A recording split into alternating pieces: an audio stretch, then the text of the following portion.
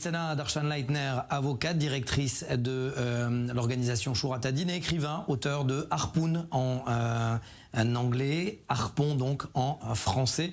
On l'aura bien compris, Harpon, c'est une technique qui a été développée par Meir Dagan, ancien chef du Mossad, pour mener une guerre financière. Comment harponner donc du côté du Mossad les organisations terroristes? C'est bien cela.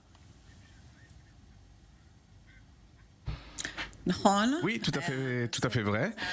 Ce livre est paru en anglais il y a 3 ans et on vient de le traduire en hébreu.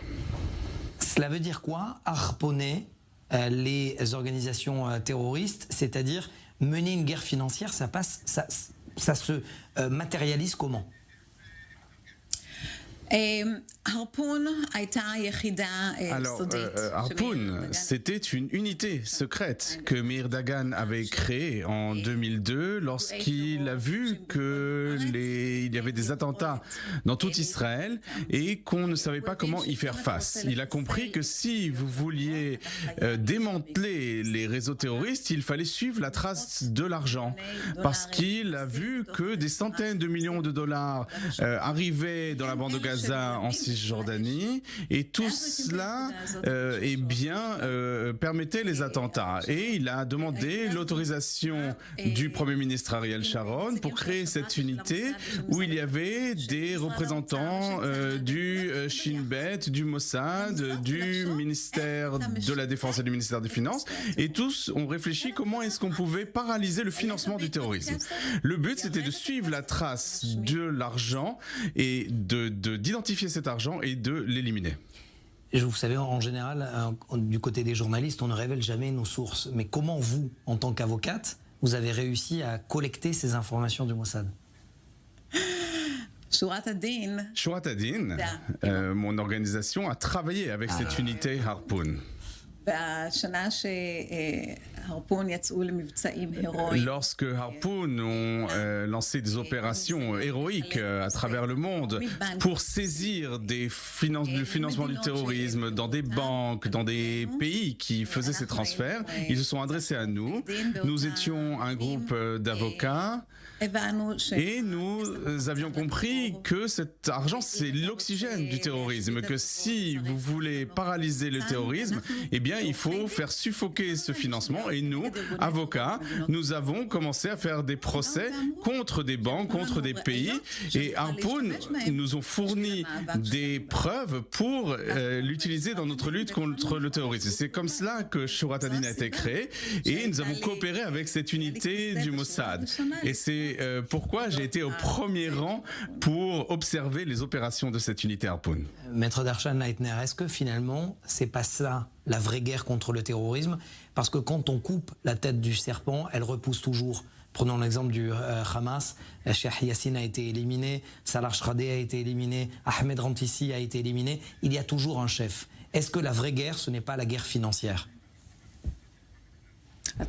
Oui, vous avez tout à fait raison. Les organisations terroristes sont composées bien sûr d'individus, mais ces individus ne peuvent pas agir sans financement. L'organisation terroriste doit financer ses combattants, les familles que ces organisations soutiennent, les prisonniers. Ils doivent nourrir tous ces combattants, ils doivent acheter de l'armement, creuser des tunnels. Vous savez, le budget du Hamas dans la bande de Gaza, c'est $1 milliard.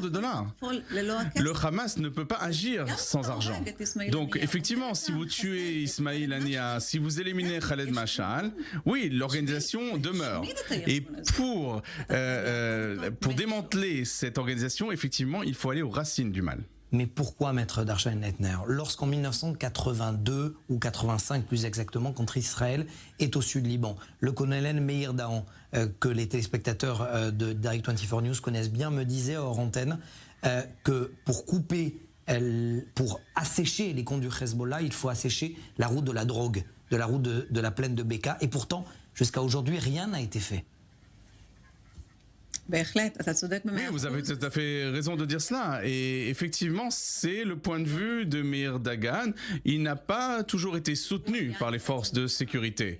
Lorsqu'il était conseiller pour les affaires arabes au bureau du Premier ministre, il était un fonctionnaire et il n'a pas eu le soutien de ces forces de sécurité. Il n'a pu l'obtenir que lorsque son bon ami et son ancien commandant Ariel Sharon l'a nommé à la tête du Mossad. Et en tant que chef du Mossad, il a eu les moyens de mener cette campagne stratégique contre le financement du terrorisme.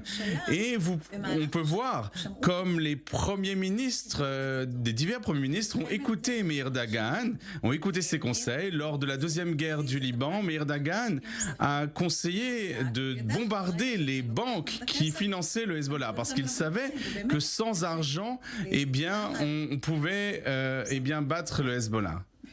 Et Tzahal, vous savez, les gens ont été sceptiques puisque comment bombarder une banque.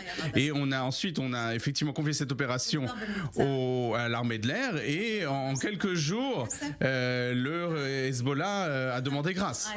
Et même chose dans la bande de Gaza avec le Hamas, eh bien, on a aussi porté atteinte au financement.